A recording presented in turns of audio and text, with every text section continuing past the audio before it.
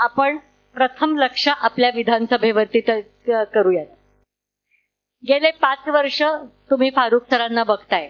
आज 19 सालची इलेक्शन हरल्यानंतर सदैव 5 वर्ष सतत लोकांच्या संपर्कात राहणारे, लोकांचे प्रश्न सोडवणारे, कोविडच्या सगळ्या भीतीला पूर्णपणे छेद देऊन लोकांच्या मध्ये जाऊन अडीअडचणीला सगळ्या प्रकारची मदत करणारे जर आपलं कुठलं महाराष्ट्रातलं नेतृत्व असेल तर ते फारुख अहमद सरांचं आहे.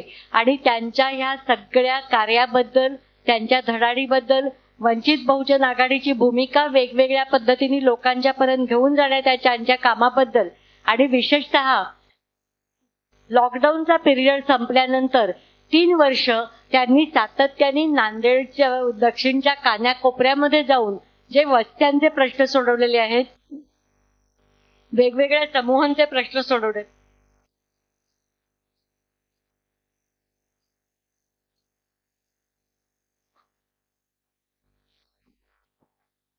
वेगवेगळे प्रश्न जे सोडवले आहेत त्याच्याबद्दल खरंच आपल्या सगळ्यांना आदर्श राजकीय नेतृत्व कसं असावं याचा एक परिपाठ त्यांनी घालून दिलेला आहे.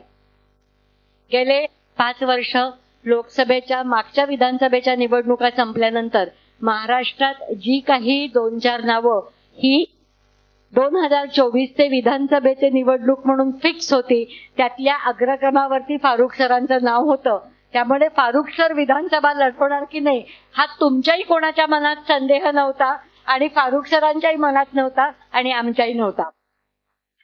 आजच्या या नावघाट मधल्या प्रशस्त कार्यालयाच्या उद्घाटन प्रसंगी उपस्थित असलेले भंते पय्याजी बोधी, तसंच आपले उमेदवार, पक्षाचे प्रवक्ते, पक्षाचे राज्याचे अध्यक्ष, राज्याचे कार्यकारिणीचे महत्वाचे सदस्य फारुख अहमद साहेब, तसंच पक्षाचे उपाध्यक्ष गोविंद दळवी, सर्वजित बनसोडे, आजच्या विचारमंचावर उपस्थित असलेले दक्षिणचे महासचिव श्याम कांबळे, दक्षिण उत्तरच्या महिला आघाडीच्या अध्यक्षा निरंजनाताई, तालुका अध्यक्ष,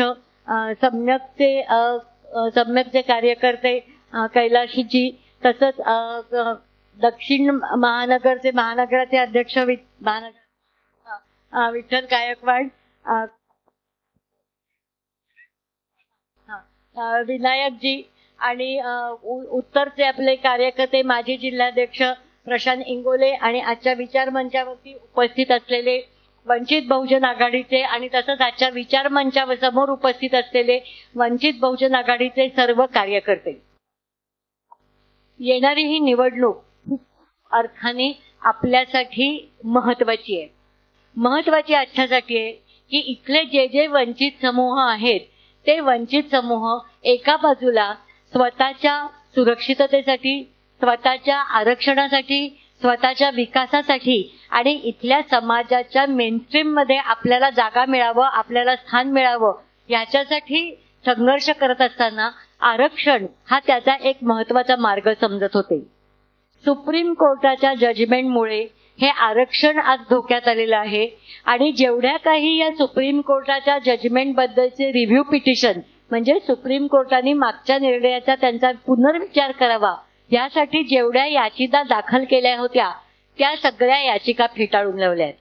एका बाजूला बाबासाहेबांनी जेव्हा आरक्षण दिलं, संविधानामध्ये सरकारने इथल्या वंचित घटकांच्या विकासासाठीची तरतूद म्हणून संविधानामध्ये काही जागा निर्माण करून ठेवल्या, त्यातली एक महत्वाची जागा आरक्षण होती. सुरुवातीला या आरक्षणाला हिणवणारे, आरक्षणाची टिंगल करणारे, आरक्षणाबद्दल आक्षेप घेणारे अनेक समाज समूह आता आरक्षण मागायला लागलेले आहेत, कारण आरक्षणामुळेच केवळ वंचित समूहातल्या लोकांना कुठेतरी उच्च शिक्षणापर्यंत जाण्याची, पब्लिक सेक्टरमध्ये सरकारी नोकऱ्यांमध्ये जागा मिळण्याची आणि राजकीय क्षेत्रामध्ये सुद्धा त्यांना त्यांचं प्रतिनिधित्व येण्याचा मार्ग मोकळा झालाय आणि त्याची गरज आज जाणवायला लागली आहे.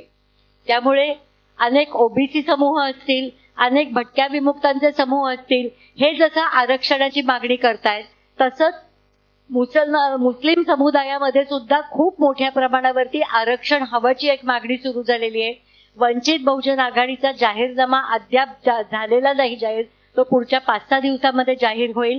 पण वंचित बहुजन आघाडीने मुस्लिम समुदायाला 5% आरक्षण असलं पाहिजे शिक्षणामध्ये, आणि तसंच पब्लिक सेक्टरमध्ये आणि राजकीय क्षेत्रामध्ये ही आवर्जून मागणी केलेली आहे.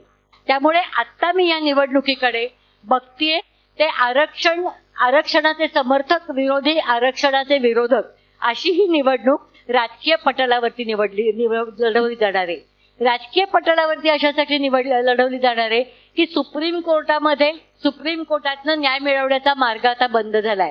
त्यामुळे आपली लढाई ही आता राजकीय लढाई आहे आणि त्या राजकीय लढाईसाठी आपल्याला सज्ज राहायचंय. ती लढाई मतपेटीद्वारे पण लढवावी लागेल आणि तशीच ती लढाई रस्त्यावरती उतरून पण लढावी लागेल. आणि ह्याच्यासाठी आरक्षणवादी सर्व समूहांनी एकत्र असण्याची गरज आहे. आणि जेव्हा फारुख सरांसारखे नेते किंवा ज्या 2 उमेदवार नांदेडमधनं जाहीर झाल्या आहेत ते शिवानंद रंगरेंसारखी लोक असतात, ही खंदे पक्षाचे केवळ समर्थक नाहीये, त्या इथल्या सर्व वंचितांच्या न्यायासाठी लढणारे आहेत. मी आल्या पोस्टर बघत होते आणि फारुख सरांचं इथे एक पोस्टर होतो, मजलूमन की आवाज है. ते खरंच आहे. इथल्या वंचित समूहाची, इथल्या शोषित समूहाचा जर कोणी आवाज असतील तर ते एका अर्थाने फारुख अहमद सर आहेत. आणि ते केवळ मुस्लिम नाही तर वेगवेगळ्या वंचित समूहांचा आवाज त्यांच्या संपूर्ण सोशल मीडियामधनं, टीव्हीवरच्या वेगवेगळ्या चर्चेमधनं किंवा त्यांच्या फेसबुक लाईव्हवरनं आणि पक्षाचे प्रवक्ते म्हणून काम करत असताना किती बुलंद आवाज तो त्यांचा येत असतो हे आपण सातत्याने बघत असतं. आणि अतिशय चपखल उदाहरण देऊन, तर्कशुद्ध मांडणी करून, त्याला अभ्यासाची आणि डेटाची जोड देऊन आणि अतिशय समोरच्या माणसाला निरुत्तर करणारी मांडणी कोण करत असतील तर ते फारुख अहमद सर करतात.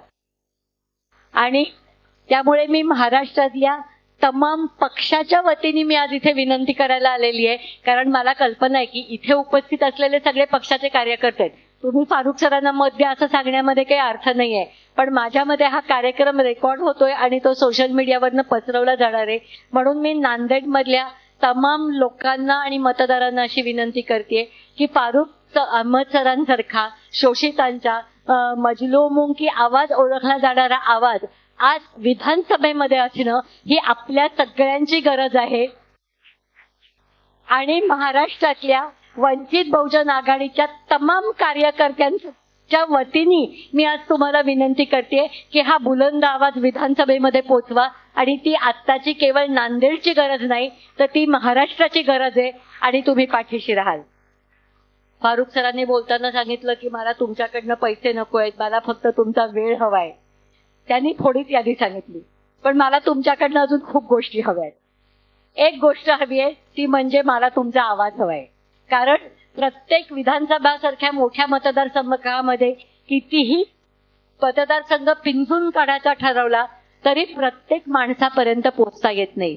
पण आपण सगळ्यांनी किमान रोज 10 लोकांशी जाऊन बोलायचं असं जरी ठरवलं तरी माझी खात्री आहे की आपला आवाज दक्षिण नांदेड मधल्या प्रत्येक मतदारापर्यंत आपण पोहोचू शकतो.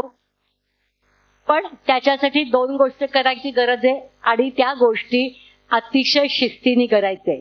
मला माझा कार्यकर्त्यांवरती एक खूप आक्षेप असतो. ज्या ट्रेनिंगसाठी मी आले होते त्याच्यातही मी म्हटलं होतं की आपण सभागृहामध्ये जोरदार दाद देतो, टाळ्या वाजवतो, आरंभशूर असतो आणि 4-5 दिवस झाले की आपलं सगळं अवसान संपतं. 2 गोष्टी करायला पाहिजेत. निवडणुकीमध्ये जसा लोक आपला प्रचार करत असतात तसं निवडणुकीमध्ये विरोधी पक्ष आपला विरोधी प्रचार पण करत असतात.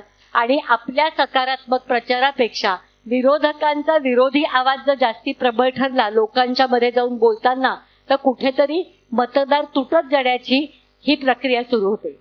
त्यामुळे मी जेव्हा म्हणते की मला तुमचा आवाज पाहिजे तेव्हा मला आपले विरोधक काय करतायत, आपले विरोधक प्रचार काय करतायत, मग ते काँग्रेसचे असतील, ते महाविकास आघाडीचे असतील, ते महायुतीचे असतील किंवा अजून कुठल्या तरी तिसऱ्या पक्षाचे असतील, ते जो काही आपण विरोधी प्रचार करत असेल त्याला तो ताबडतोब ऐका. काही वेळेला आपण निरुत्तर होतो, मला मान्य आहे. प्रत्येक वेळेला उत्तर काय द्यावं हे समजत नाही. पण निदान ज्या प्रचाराला आपल्याला विरोधी उत्तरं देता आली नाही तो ताबडतोब आज इथल्या विचारमंचावर बसलेले जे कोण ज्येष्ठ कार्यकर्ते आहेत किंवा तुमचे तालुका अध्यक्ष आहेत शहराचे अध्यक्ष आहेत, त्यांच्यापर्यंत ताबडतोब मुद्दा हा पोचवा की असा असा प्रचार चालला, ह्याला उत्तरं काय द्यायची. खरं म्हणजे विरोधी प्रचारकांच्या प्रचारातली हवा काढून घेणारे बरेच व्हिडिओ फारुखबाईंनी ऑलरेडी सगळ्या सोशल मीडियावर टाकलेले आहेत. तुम्ही फारुखबाईंचं फेसबुक पेज असेल, फारुख अहमद समर्थकांचा एक ग्रुप आहे त्याचं फेसबुक पेज असेल, वंचित बहुजन आघाडीचं फेसबुक पेज असेल, या सगळ्यावरती आपण आपल्यावरच्या टीकेला उत्तर देण्याचे मुद्दे देत आहोत. ते प्लीज वाचा. आपल्याकडनं आपल्या विरोधात येणारी खोटी माहिती जर व्हॉट्सअप विद्यालयातनं महाविद्यालयातनं आली, व्हॉट्सअप युनिव्हर्सिटीमधनं आली, तर ती प्लीज पडताळून बघा ती खरी आहे का खोटी आहे. ती निदान तुम्ही फॉरवर्ड करू नका, तिथल्या तिथे डिलीट करा आणि त्याला प्रत्युत्तर देणाऱ्या पोस्ट टाकवा. हे सोशल मीडियावर जसं करता येईल तसं लोकांच्या मध्ये जायचं, बसायचं. मग ते बुद्धविहारी असतील, दर शुक्रवारचा नमाजाच्या वेळेला असतील, कुठल्याही धार्मिक कार्यक्रमानंतर लोक रेंगाळतात, गप्पा मारतात, आपापसात चर्चा होते आणि जसजसं निवडणुकीचं वातावरण तापायला लागेल तसतसं जिथे जिथे चार डोकी एकत्र येतात तिथे तिथे फक्त राजकारणाची चर्चा चालू असते. जिथे जिथे ही राजकारणाची चर्चा चालू असेल तिथे फारुख अहमदांना लोकांपर्यंत नेणं, त्यांचं काम लोकांच्या पर्यंत नेणं आणि आपल्यावरती होणाऱ्या टीकेचे मुद्दे खोडून काढणं आणि विशेषतः आरक्षणाची भूमिका आणि मुस्लिम समाजाच्या संदर्भात फारुख अहमदांनी स्वतः व्यक्ती आणि एक उमेदवार म्हणून काय केलंय आणि आतापर्यंत वंचित बहुजन आघाडीने काय भूमिका घेतलेली आहे ही लोकांपर्यंत पोहोचवण्याची अत्यंत गरज आहे. आपल्याला माहिती आहे की माझ्या आधीच्या वक्त्यांनी पण बोलताना पैगंबर बिलाचा उल्लेख केला होता. कुठेही अवमान होऊ नये आणि अवमान करणाऱ्या व्यक्तीला शिक्षा व्हावी याच्यासाठी विधानसभेमध्ये मांडलेलं ते एक बिल होतं आणि बाकीही सगळे तुम्हाला मुद्दे माहिती आहेत की जे फारुख सर वेळोवेळी मांडतात, ज्याच्याबद्दल मी खोलामध्ये जाणार नाही.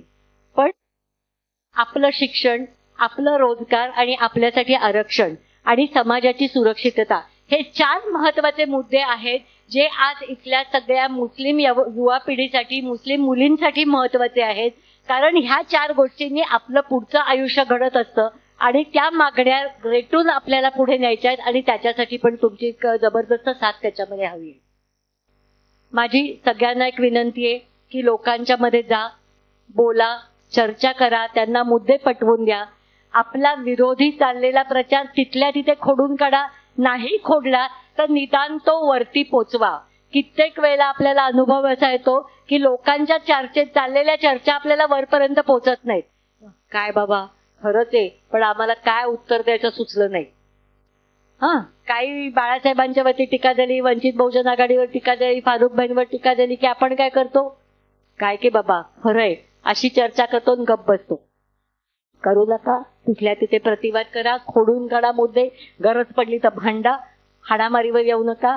इलेक्शनमध्ये केसेस टाकून घेणं कार्यकर्त्यांच्या वरती आपल्याला परवडत नाही, पण म्हणून ऐकून सुद्धा घेऊ नका आणि नाहीच उत्तरं सुचली तर मात्र निश्चितपणे त्याच्यामध्ये वर पोचवा. मला फारुखबाईंचं एका कारणासाठी अभिनंदन करायचंय की त्यांनी केलेल्या कामाची खूप चांगली पुस्तिका त्यांनी काढलेली आहे. आणि फारुखबाई, मी तुम्हाला विनंती अशी करेन की आचारसंहिता लागू व्हायच्या यात जेवढ्या लोकांच्या पर्यंत हे पुस्तिका पोहोचवता येईल तेवढी पोचवा.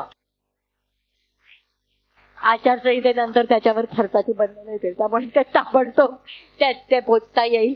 तशीच त्याची सोपी सुटसुटीत PDF फाईल जर करता आली जी सहज व्हॉट्सअपवरनं आणि फेसबुकवरनं सगळ्यांच्या पर्यंत पोहोचवता येईल तर ती पण आपण पोहोचवण्याचा प्रयत्न करूया. म्हणजे लोकांना पटापटा महत्वाचे मुद्दे हातामध्ये पोचतील. आणि फारुख सरांचे व्हिडिओ खूप महत्वाचे होतात, त्यामुळे त्यांनी केलेलं काम किंवा त्यांची कोणीतरी मुलाखत घेऊन त्याची छोटी छोटी क्लिपिंग करून जर आपण मोठ्या प्रमाणावरती व्हायरल केली तर तीही आपल्याला मोठ्या प्रमाणावरती लोकांच्या पर्यंत पोहोचवता येतील. आणि आपल्याला एक फायदा आहे, महाराष्ट्रामध्ये सगळ्यात पहिल्या उमेदवारा ज्या जाहीर केल्या त्या वंचित बहुजन आघाडीने जाहीर केल्या आणि त्याच्यात ज्या 11 लोकांची यादी जाहीर केली त्याच्यामध्ये फारुख सरांचं नाव होतं. त्यामुळे आपल्याला पूर्णपणे एक किमान 2 महिने प्रचारासाठी मिळालेले आहेत. त्याचा पुरेपूर त्याच्यामध्ये वापर करूया. इलेक्शन जिंकणं हा फक्त सोशल मीडिया किंवा झंझावाती दौऱ्याचा भाग नसतो. इलेक्शन जिंकण्याच्या तंत्रामध्ये स्थानिक पातळीवरती बूथच्या लेव्हलला जाऊन लोकांशी संवाद साधणं, बोलणं, त्यांच्यापर्यंत आपली भूमिका पोचवणं आणि तसंच मतदानाच्या दिवशी त्यांना आपल्यासाठी मतदान करायला बाहेर काढणं, ही सगळी कामं करणारी एक यंत्रणा उभी करावी लागते. ते ग्राउंडला करावं लागतं आणि काही कार्यकर्त्यांना ग्राउंड लेव्हलला स्वतःला ह्याच्याकरता गाडून घ्यावं लागेल. एक थोडासा तुम्हाला राग आला तरी आपले सगळे इथले पक्षाचेच कार्यकर्ते आहेत म्हणून मी म्हणतेय, आणि हे विशेषतः तरुण पिढीसाठी म्हणतेय की आपल्या सगळ्यांना, सॉरी मी शब्दाचा वापर करतेय, पण आपल्या सगळ्यांना चमकायचं असतं. सभा होतील तिथे आपल्याला विचारमंचावरती दिसायचं असतं, पण सभांमुळे केवळ काही मुद्दे लोकांच्या पर्यंत पोहोचतात. ज्यांचं मतपरिवर्तन आपण करतो आहोत, ज्यांच्या भावनेला आपण हाक घालतोय, ज्यांच्या विचारांना आपण चालना देतोय, ज्यांच्या समोर आपल्या विरोधकांचं पितळ उघडं पाडतोय आणि त्याच्यामुळे जे आपल्या बाजूने विचार करायला लागलेले आहेत, अशांना मतपेटीपर्यंत आणण्याचं काम ग्राउंड लेव्हलला करायला लागतं. आणि त्या ग्राउंड लेव्हलच्या टीम उभ्या करणं आणि त्यांना कोणीतरी मॉनिटर करणं. तुमच्या हाताखाली जे आज इथे वेगवेगळे कार्यकर्ते आहेत, ज्यांना राजकीय भान आहे, जे बोलघेवडे आहेत, ज्यांना बोलता येतं, त्यांना मी फारुख सरांना अशी विनंती करेन की 10-10, 15-15, 20-20 बूथना मॉनिटर करण्याची जबाबदारी एका कार्यकर्त्याला द्या. म्हणजे त्या बूथ कमिट्या काम करतायत की नाही, आपण दिलेलं साहित्य पोहोचवतायत की नाही, आपण दिलेले व्हॉट्सअपवरचं पुढे सर्क्युलेट होतंय की नाही, या सगळ्या गोष्टी त्याच्यामध्ये बघता येतील. ताकदीने प्रचार करायचा आहे. फारुख सरांना पक्षाच्या वतीने मी असं आश्वासन दिलेलं आहे की बाळासाहेब तर दरवेळेला येऊ शकणार नाहीत, पण त्यांना जेव्हा जेव्हा गरज लागेल तेव्हा पक्षाचे महाराष्ट्र पातळीवरचे सगळे पदाधिकारी फारुख सरांकडे, जे निवडणुका लढवत नाहीयेत ते, फारुख सरांसाठी कायम त्याच्यासाठी हजर असतील. ही पक्षाच्या वतीने त्यांना मी ग्वाही देतेय. आणि पुन्हा एकदा आपल्या सगळ्यांची रजा घेताना सांगते की आम्हाला खरंच हा आवाज विधानसभेत हवाय आणि ती इच्छा पूर्ण करणं हे तुमच्या हातात आहे. तिकीट त्यांना उमेदवारी देण्याचं आणि त्यांच्या पाठीशी ठामपणे उभं राहण्याचं काम पक्षाने केलंय. आता पुढची आमची इच्छापूर्ती पूर्ण करण्याचं काम आता दक्षिण नांदेडच्या कार्यकर्त्यांच्या आणि मतदारांच्या हातात आहे आणि ती तुम्ही कराल. निवडणुकीच्या प्रचारामध्ये तर वेळोवेळी असूच, पण त्याच्यानंतर निकालानंतर भव्य सभेसाठी सुद्धा आमची येण्याची इच्छा आहे. आणि ही विनंती करून मी आपली रजा घेते. जय भीम, आदाब, खुदा हाफिज.